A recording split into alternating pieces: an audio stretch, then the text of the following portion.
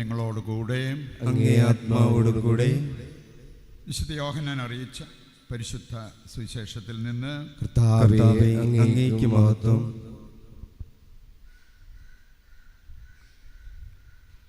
യഹൂദരുടെ പെസഹ അടുത്തിരുന്നതിനാൽ യേശു ജെറൂസലേമിലേക്ക് പോയി. കാള, ആട്, പ്രാവ് എന്നിവ വിൽക്കുന്നവരെയും നാണയം മാറ്റുന്നവരെയും ദേവാലയത്തിൽ അവൻ കണ്ടു. അവൻ കയറുകൊണ്ട് ഒരു ചമ്മട്ടിയുണ്ടാക്കി അവരെല്ലാം ആടുകളോടും കാളകളോടും കൂടെ ദേവാലയത്തിൽ നിന്ന് പുറത്താക്കി. നാണയമാറ്റക്കാരുടെ നാണയങ്ങൾ ചിതറിക്കുകയും മേശകൾ തട്ടിമറിക്കുകയും ചെയ്തു. പ്രാവുകളെ വിൽക്കുന്നവരോട് അവൻ കൽപ്പിച്ചു, ഇവയെ ഇവിടെ നിന്ന് എടുത്തുകൊണ്ട് പോകുവിൻ. എൻ്റെ പിതാവിൻ്റെ ആലയം നിങ്ങൾ കച്ചവട സ്ഥലമാക്കരുത്. അവിടുത്തെ ആലയത്തെക്കുറിച്ചുള്ള തീക്ഷ്ണത എന്നെ വിഴുങ്ങിക്കളയും എന്നെഴുതപ്പെട്ടിരിക്കുന്നത് അപ്പോൾ അവൻ്റെ ശിഷ്യന്മാർ അനുസ്മരിച്ചു. യഹൂദർ അവനോട് ചോദിച്ചു, ഇത് ചെയ്യാൻ നിനക്ക് ഉണ്ടെന്നതിന് എന്തടയാളമാണ് നീ ഞങ്ങൾക്ക് കാണിക്കുക? യേശു മറുപടി പറഞ്ഞു, നിങ്ങൾ ഈ ദേവാലയം നശിപ്പിക്കുക, 3 ദിവസത്തിനകം ഞാനത് പുനരുദ്ധരിക്കും. യഹൂദർ ചോദിച്ചു, ഈ ദേവാലയം പണിയാൻ 46 സംവത്സരം എടുത്തു, വെറും 3 ദിവസത്തിനകം നീ അത് പുനരുദ്ധരിക്കുമോ? എന്നാൽ അവൻ പറഞ്ഞത് തൻ്റെ ശരീരമാകുന്ന ആലയത്തെ പറ്റിയാണ്. അവർ മരിച്ചവരിൽ നിന്ന് ഉയർപ്പിക്കപ്പെട്ടപ്പോൾ അവൻ്റെ ശിഷ്യന്മാർ അവനിത് പറഞ്ഞിരുന്നുവെന്ന് ഓർമ്മിക്കുകയും അങ്ങനെ വിശുദ്ധ ലിഖിതവും യേശു പ്രസ്താവിച്ച വചനവും വിശ്വസിക്കുകയും ചെയ്തു. കർത്താവിൻ്റെ സുവിശേഷം. ക്രിസ്തുവേ, അങ്ങേക്ക് സ്തുതി.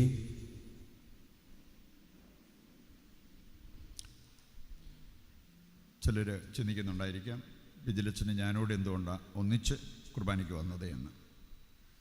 അത് നിങ്ങൾ മനസ്സിലാക്കി കഴിഞ്ഞാൽ പിന്നെ സ്വസ്ഥമായിട്ടിരുന്ന് വചനം കേൾക്കാൻ പറ്റുമല്ലോ.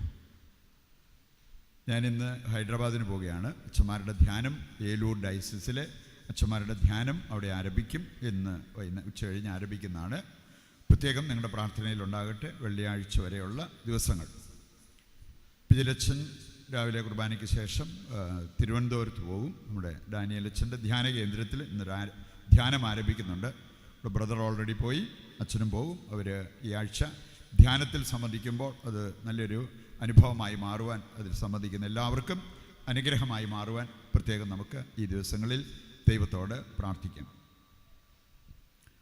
ഇന്നത്തെ വായനകളുടെ കേന്ദ്രം എന്ന് പറയുന്നത് ദേവാലയം. ദേവാലയത്തെക്കുറിച്ച് ചിന്തിക്കുമ്പോൾ നമുക്ക് 2 ദേവാലയങ്ങളെക്കുറിച്ച് ചിന്തിക്കാൻ പറ്റും. ഒന്ന്, നമ്മളൊക്കെ ദൈവത്തെ ആരാധിക്കാൻ പോകുന്ന ദേവാലയം, പള്ളി. രണ്ടാമതൊന്ന് നമ്മുടെ ശരീരമാകുന്ന ദേവാലയം. ഈ രണ്ടിനും പ്രാധാന്യം കൽപ്പിക്കണം എന്നുള്ളത് വചനം നമ്മെ പഠിപ്പിക്കുന്നു, സഭ നമ്മെ പഠിപ്പിക്കുന്നു. ലാറ്ററൻ ബസിലിക്കയുടെ ഡെഡിക്കേഷനാണ് എന്ന് നമ്മൾ പ്രത്യേകം അനുസ്മരിക്കുക. കോൺസ്റ്റന്റൈൻ ചക്രവർത്തി റോമിൽ പണിയിച്ച ആ ഒരു basilica, mother of all the churches എന്നറിയപ്പെടുന്നത്. അപ്പോൾ അതുകൊണ്ട് തന്നെ ദേവാലയവുമായി ബന്ധപ്പെട്ട വചനഭാഗങ്ങളാണ് നമുക്കിന്ന് ലഭിച്ചിരിക്കുന്നത്. ഇന്നത്തെ ആദ്യ വായനയിൽ നമ്മൾ കേട്ടൊരു കാര്യമുണ്ട്. ദേവാലയത്തിൽ നിന്നൊഴുകുന്ന ഒരു അരുവിയെക്കുറിച്ച് പറഞ്ഞിരിക്കുന്നു.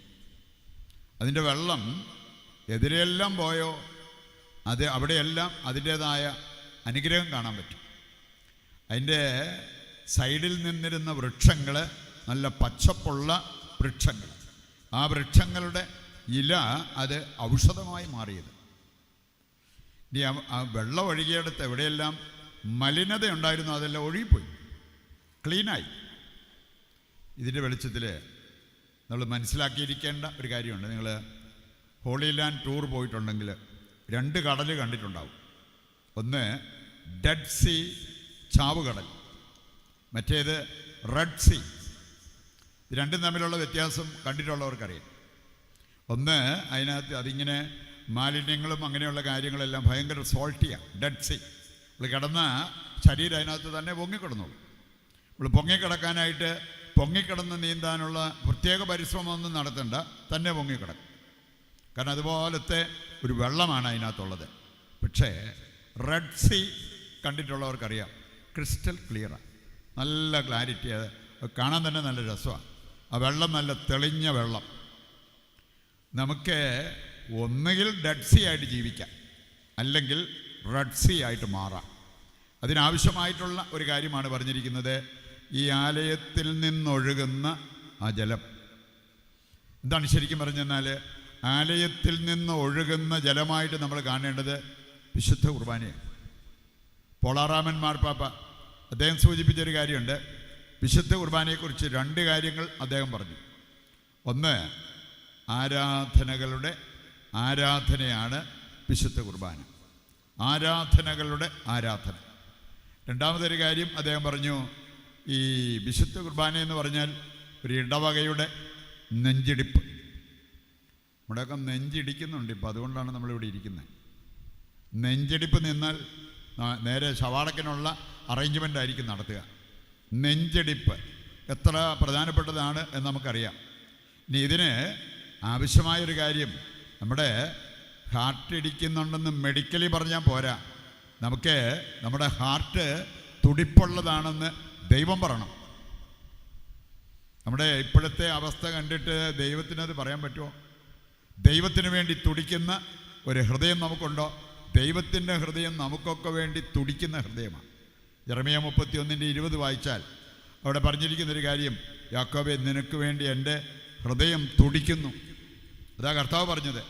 അപ്പം നമ്മുടെയൊക്കെ ഹൃദയം ദൈവത്തിന് വേണ്ടി അതിലേറെ തുടിക്കേണ്ടതാണ്. അത് തുടിപ്പുവല്ലോ ഉണ്ടോ? ഇല്ല എങ്കിൽ മലിനത നമ്മുടെ ജീവിതത്തിൽ തളം കെട്ടിക്കിടക്കുന്നു എന്നുള്ളതാണ് അതിൻ്റെ സൂചന. അങ്ങനെയുള്ളവർക്ക് വിശുദ്ധീകരണം ആവശ്യമാണ് എന്നുള്ളത് കർത്താവിൻ്റെ വചനം നമ്മെ പഠിപ്പിക്കുന്നത് കാണാൻ പറ്റും. നമ്മൾ കണ്ടോ ആ ജലത്തിൻ്റെ പ്രത്യേകത, ആ ജലം ഒഴുകിയിടത്താണ് വിശുദ്ധീകരണം നടന്നത്. 2 അധ്യായങ്ങളൊന്ന് എടുക്കുകയാണെങ്കിൽ 1 കൊരിന്തോസ് 3-ാം അധ്യായവും 6-ാം അധ്യായവും, 2 അധ്യായങ്ങൾ. ഈ 2 അധ്യായങ്ങൾ നമ്മളെ പഠിപ്പിക്കുന്ന ഒരു കാര്യം, കല്ലും മണ്ണും കൊണ്ടുണ്ടാക്കിയ പള്ളിയേക്കാൾ പ്രധാനപ്പെട്ടതാണ് നിൻ്റെ ശരീരം. നിൻ്റെ ശരീരം ഒരു ദേവാലയമാണ്. നിൻ്റെ ശരീരത്തെ ദേവാലയം പോലെ കാത്തു സൂക്ഷിക്കാൻ നിനക്ക് പറ്റണം. ഇനി അതിൻ്റെ വിശുദ്ധി കവരുന്ന ഒരു കാര്യത്തിലേക്ക് നീ പോകരുത്. ഈ ആലയത്തെ നീ നശിപ്പിച്ചാൽ ദൈവം നിന്നെ നശിപ്പിക്കും. അതാണ് 1 കൊരിന്തോസ് 3-ാം അധ്യായം 16 മുതൽ വായിക്കുമ്പോൾ അവിടെ പറയപ്പെട്ടിരിക്കുന്ന ഒരു കാര്യം. ഈ ആലയത്തെ നീ നശിപ്പിച്ചാൽ, നമുക്ക് പല രീതിയിൽ ഈ ആലയത്തെ നശിപ്പിക്കാൻ പറ്റും. വേണമെങ്കിൽ നമുക്ക് അശുദ്ധി കൊണ്ട് ഈ ആലയത്തെ നശിപ്പിക്കാൻ പറ്റും. എസെക്കിയേൽ 24:13 വായിച്ചാൽ അവിടെ പറഞ്ഞിരിക്കുന്നൊരു കാര്യമുണ്ട്, അഗ്നിയിൽ പോലും ഉരുകാതിരിക്കുന്നൊരു കറ, ക്ലാവ് നിനക്ക് പിടിച്ചിരിക്കുന്നു. ഞാനിത് ഉരുക്കാൻ നോക്കിയിട്ട് പറ്റുന്നില്ലെന്ന്. അത്ര കട്ടിയേറിയ ഒരു കറയാണ് നിന്നെ ബാധിച്ചിരിക്കുന്നത്. എന്താണെന്ന് പറഞ്ഞിട്ടുണ്ട്? ഭോഗാസക്തി, ജഡികാസക്തി, ഭോഗാസക്തി, ഇങ്ങനെയുള്ള കാര്യങ്ങൾ ഇത് നിന്നെ ബാധിച്ചിരിക്കുന്നു. ചിലരെ സംബന്ധിച്ചിടത്തോളം എവിടെ ഇരുന്നാലും ഒരു ചിന്തയേ ഉള്ളൂ, ലൈംഗിക ചിന്ത. അങ്ങനെയുള്ളവരെ ബാധിച്ചിരിക്കുന്ന ഒന്നാണ് ഭോഗാസക്തി. ആരെ കണ്ടാലും ഒരു ചിന്തയേ ഉള്ളൂ, ലൈംഗിക ചിന്ത. അല്ലാതെ അവരെ എൻ്റെ മുമ്പിൽ നിൽക്കുന്ന വ്യക്തി ദൈവത്തിൻ്റെ ഒരു പൈതലാണ്, ദേവാലയത്തിൽ വസിക്കുന്നൊരു വ്യക്തിയാണെന്ന് നമുക്ക് ചിന്തിക്കാൻ പറ്റുന്നില്ല. അതുകൊണ്ടാണ് ഏത് തരത്തിലുള്ള ചിന്തയ്ക്കും നമ്മൾ നമ്മളെ തന്നെ വിട്ടുകൊടുക്കുന്നതും ഏത് ഇത് തെറ്റായ പ്രവൃത്തി ചെയ്യാനൊക്കെ നമ്മൾ മനസ്സ് കാണിക്കുന്നത്. അതിനൊരു മാറ്റം വരണമെങ്കിൽ ഞാൻ ആരാണ്, എൻ്റെ മുമ്പിൽ നിൽക്കുന്ന വ്യക്തി ആരാണ് എന്നുള്ളത് മനസ്സിലാക്കാനായിട്ട് എനിക്ക് സാധിക്കണം. എസെക്കിയേൽ 43:12 വായിച്ചാൽ അതിൻ്റെ സങ്കീർത്തനം 93:5 എടുത്താലും കാണാൻ പറ്റും. ഈ 2 വചനഭാഗവും പറയുന്ന ഒരു കാര്യമുണ്ട്, ആലയത്തിന് ചേരുന്നത് വിശുദ്ധിയാണ്.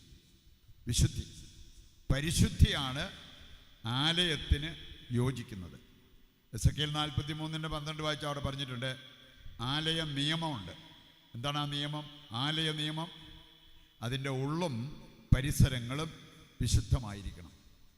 നമ്മുടെയൊക്കെ ഉള്ളെങ്ങനെയുണ്ട്? വിശുദ്ധമായ കാര്യങ്ങളാണോ നമ്മുടെ ഉള്ളിൽ നിറഞ്ഞു നിൽക്കുക? വിശുദ്ധി നിറഞ്ഞു നിൽക്കുന്നെങ്കിൽ നമ്മുടെ നോട്ടത്തിൽ അത് പ്രകടമാകും. വിശുദ്ധിയാണ് നിറഞ്ഞു നിൽക്കുന്നതെങ്കിൽ നമ്മുടെ സംസാരത്തിൽ അത് പ്രകടമാകും, നമ്മുടെ പെരുമാറ്റത്തിൽ അത് പ്രകടമാകും. നമുക്കറിയാമല്ലോ, കർത്താവ് വചനത്തിൽ പഠിപ്പിച്ചിരിക്കുന്ന ഒരു കാര്യമുണ്ട്. ഒരു മരത്തെ അറിയുന്നത് അതിൻ്റെ ഫലത്തിൽ നിന്ന്. ബാഹ്യമായ ചില കാര്യങ്ങൾ കാണുമ്പോൾ ഉള്ളിലിരിപ്പ് എന്താണെന്ന് അറിയാൻ പറ്റും.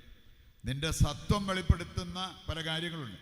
പ്രഭാഷകൻ 19 അധ്യായം 29, 30 വചനങ്ങൾ വായിച്ചാൽ ബാഹ്യഭാവം കണ്ടാൽ ഒരു മനുഷ്യനെ മനസ്സിലാക്കാം, ബുദ്ധിമാനെ മനസ്സിലാക്കാൻ എളുപ്പമാണ്.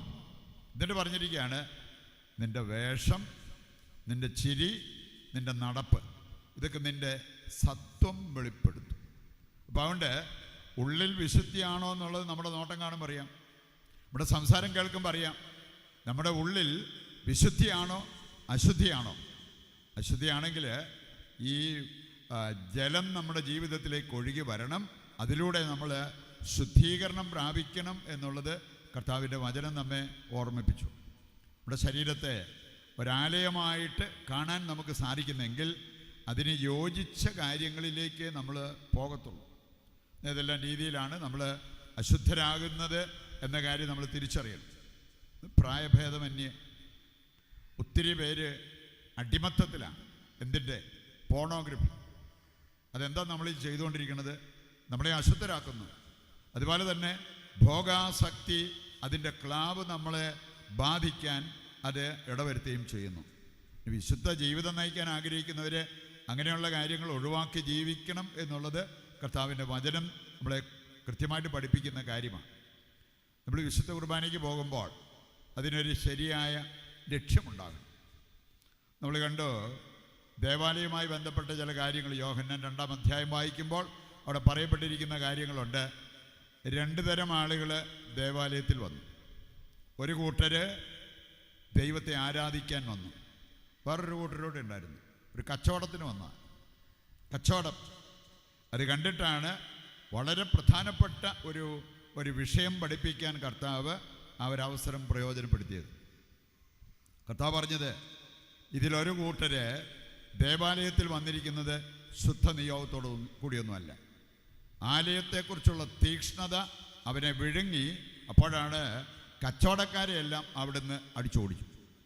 അവരെയെല്ലാം അവിടെ നിന്ന് ഇറക്കി വിടാനുള്ള കാരണം ആലയത്തെക്കുറിച്ചുള്ളവൻ്റെ തീക്ഷ്ണത. ഈ ഒരു തീക്ഷ്ണത, എൻ്റെ ശരീരം പരിശുദ്ധാത്മാവ് വസിക്കുന്ന ആലയമാണ്. ആ ഒരു തീക്ഷ്ണത എനിക്കുണ്ടെങ്കിൽ ഈ ആലയം നശിപ്പിക്കുന്ന, ഈ ആലയം അശുദ്ധമാക്കുന്ന ഏത് കാര്യത്തിലേക്ക് നമുക്ക് പോകാൻ പറ്റും? നമ്മൾ അവർ മേഖലയിൽ വിശുദ്ധീകരണം നടത്താതെ കണ്ട് എന്തെല്ലാം നമ്മൾ റെഗുലറായിട്ട് പള്ളിയിൽ പോയെന്ന് പറഞ്ഞാലും വലിയ ഫലം ഉണ്ടാകാൻ പോകുന്നില്ല. നമുക്ക് വേണമെങ്കിൽ 2 രീതിയിൽ 2 കാഴ്ചപ്പാടിൽ പള്ളിയിൽ പോകാം. ഒരു പുതിയ ഡ്രസ്സ് വാങ്ങിച്ചിട്ടുണ്ട്, ഒരു പുതിയ കാറ് വാങ്ങിച്ചിട്ടുണ്ട്, ഉറപ്പായിട്ടും അടുത്ത ഞായറാഴ്ച ഞാൻ പള്ളിയിൽ പോകും. എന്താ? ഒരു ഷോ. അതിനുവേണ്ടി വേണമെങ്കിൽ ഞാൻ രാവിലെ എഴുന്നേക്കും, പള്ളിയിൽ പോകും. ഇനി അതേ വ്യക്തി ഒരു ദിവസം നോക്കിയപ്പോഴത്തേക്ക് ഇച്ചിരി മഴക്കാറാ, ഇന്ന് പോകുന്നില്ല. അത്രേ ഉള്ളൂ. വളരെ നിസ്സാര കാര്യങ്ങൾ പറഞ്ഞുകൊണ്ട് പോലും ആലയത്തിൽ ആരാധനയ്ക്ക് പോകുന്നത് ഒഴിവാക്കാൻ നോക്കുന്ന അവസ്ഥകൾ. നമ്മളെ സംബന്ധിച്ചിടത്തോളം നമ്മുടെ ഉള്ളിലൊരു തീക്ഷ്ണതയുണ്ടെങ്കിൽ ഒന്നും നമ്മെ തടസ്സപ്പെടുത്തത്തില്ല.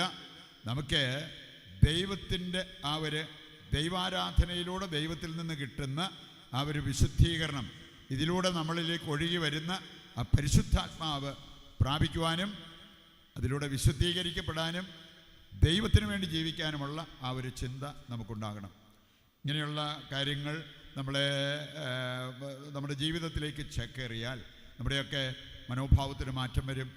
നമ്മൾ ഈ എത്തിയൻട്രീത്തിലെ പ്രാർത്ഥനയുടെ ഒരു ഭാഗമാണ് സഭയിലൂടെ, തിരുസഭയിലൂടെ സമാധാനവും ഐക്യവും കൽപ്പിച്ചരുളണമേ.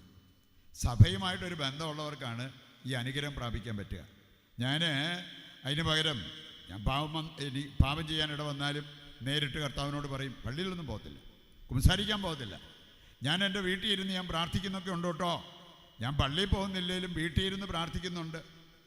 ഒരു സ്ത്രീ സൂചിപ്പിച്ച ഒരു കാര്യം, ഒരിക്കൽ എന്നെ ആരോ തള്ളിവിടും പോലെയായിരുന്നു എൻ്റെ ബെഡ്റൂമിൽ നിന്ന് അടുക്കളയിലേക്ക്. അവിടെ ചെന്നപ്പോഴാണ് മനസ്സിലായത്, അവിടെ ഒരു പാത്രം ഞാൻ വെള്ളം തീർന്നിട്ട് അത് കരിയാൻ തുടങ്ങി. ഇനിയും വരാതിരിക്കാമെന്ന് ഒരുപക്ഷെ തീ പിടിച്ചാണ് എൻ്റെ വീട് കത്തിപ്പോയത്. ദൈവം തരുന്ന ആ ഒരു സംരക്ഷണം, എന്നിട്ട് അവർ തന്നെ പറഞ്ഞാണ്, വിശുദ്ധ കുർബാനയിലെ ആ പ്രാർത്ഥന, ഞാൻ എല്ലാ ദിവസവും കുർബാനയിൽ പങ്കെടുക്കുന്നതാണ്, ആ പ്രാർത്ഥന ഞാൻ പ്രത്യേകം ശ്രദ്ധിച്ചിട്ടുണ്ട്. എല്ലാ പാപത്തിൽ നിന്ന് എന്നെ സംരക്ഷിക്കണമേ, എല്ലാ ആപത്തുകളിൽ നിന്ന്, അപകടങ്ങളിൽ നിന്ന് എന്നെ സംരക്ഷിക്കണമേ. ദൈവം തന്ന സംരക്ഷണമാണ്.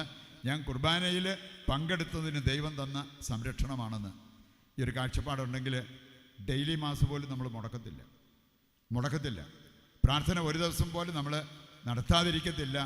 അതൊക്കെയാണ് റെഡ് സീയായി മാറാൻ നമ്മെ സഹായിക്കുന്നത്. ഒരു ക്രിസ്റ്റൽ ക്ലിയർ ആയിട്ടുള്ള വിശുദ്ധ ജീവിതം നയിക്കാൻ നമ്മെ സഹായിക്കുന്നത്. അതിനുവേണ്ട കൃപയ്ക്കും അനുഗ്രഹത്തിനുമായിട്ട് ഈ ബലിയിൽ ദൈവത്തോട് നമുക്ക് പ്രത്യേകം പ്രാർത്ഥിക്കുകയും ചെയ്യാം.